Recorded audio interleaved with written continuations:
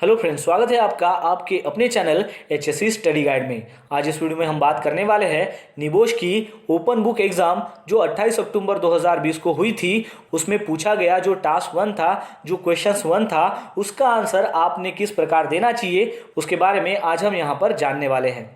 तो दोस्तों, video start करने से पहले मैं आपको बता दूं कि इसके पहले मैंने ऑलरेडी 2 वीडियो इसी टॉपिक के ऊपर बनाया है, जिसमें मैंने आपको बताया था कि ये जो निबोश की ओपन बुक एग्जाम जो 28 अक्टूबर 2020 को हुई थी, उसमें कौन सा सिनारियो था, उस सिनारियो के बारे में हमने वहां पर डिटेल में बात की थी। तो सबसे पहले आपको जाकर वो वीडियो देखना है और समझना है कि वो सिनारियो एक्चुअली क्या था। जब आपको वो सिनारियो अच्छे से समझ में आएगा, तभी आप ये जो क्वेश्चंस के आंसर हम यहाँ पर बताने वाले हैं वो आप अच्छे से समझ पाओगे। तो इसमें टास्क 1 था discussing moral reasons for managing health and safety, और इसमें क्वेश्चंस पूछा गया था कि ऑर्गेनाइजेशन के हेल्थ एंड सेफ्टी जो मोरल्स है उसके ऊपर आपको कमेंट करना है। और ये जो क्वेश्चंस था ये आपको 10 मार्क के लिए पूछा गया था। तो अभी आपको सबसे पहले समझना है कि वो एक्चुअली सिनारियो क्या था, और उस सिनारियो को आपको 2-3 बार जो है वो अच्छे से पढ़ना है और समझना है कि वो सिनारियो क्या कहता है, क्योंकि ये जो क्वेश्चंस है ये इसी सिनारियो के बेसिस पर है। तो इसमें सबसे पहले आपको समझना है कि ये क्वेश्चंस क्या कहना चाहता है, और इसका जो आंसर है ये आपको ये सिनारियो के बेसिस के ऊपर ही लिखना है। मतलब आपको वो जो सिनारियो है वो अच्छे से समझना है। समझने के बाद उस सिनारियो से आपको मिनिमम 10 पॉइंट्स जो है वो ऑर्गेनाइजेशन के हेल्थ एंड सेफ्टी मॉरल्स के उठाने हैं और वो इसके आंसर में लिखना है।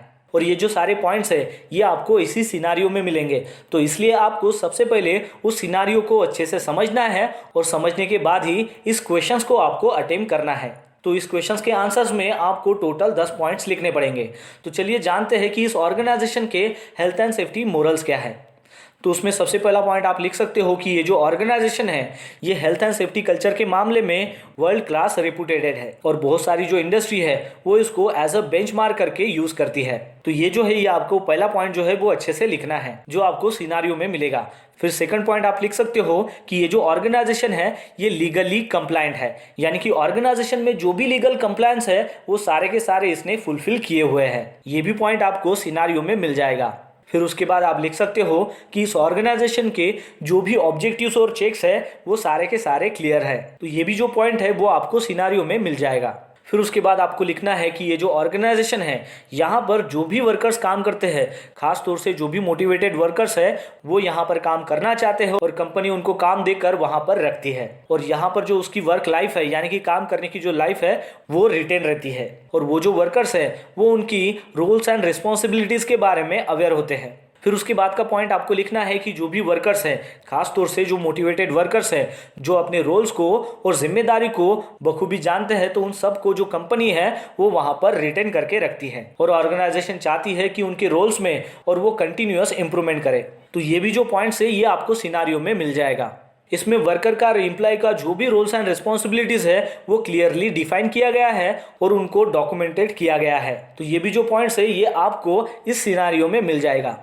फिर उसके बाद है कि इस ऑर्गेनाइजेशन में वर्कर का या फिर एम्प्लॉय का जो अब्सेंस और सिकनेस जो रेट्स है वो बहुत ही कम है, और ये भी जो पॉइंट्स है ये आपको सिनारियो में मिल जाएगा।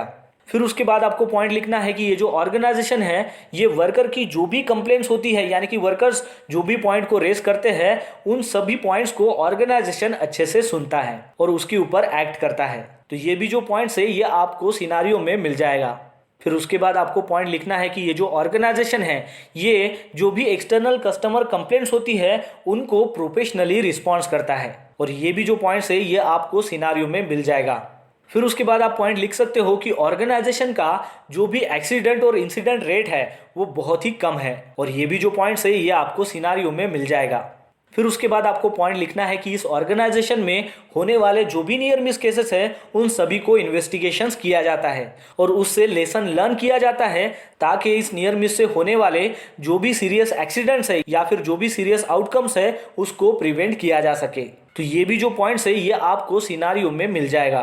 फिर उसके बाद का जो पॉइंट्स है वो आपको लिखना है कि अक्रॉस द ऑर्गेनाइजेशन जो भी इंटरनल और एक्सटर्नल कम्युनिकेशंस है उनकी जो लाइन्स है वो पूरी क्लियर है, और जिसकी वजह से क्या होता है कि जो भी कंप्लेंट्स है उसको इफेक्टिवली रिजॉल्व किया जाता है।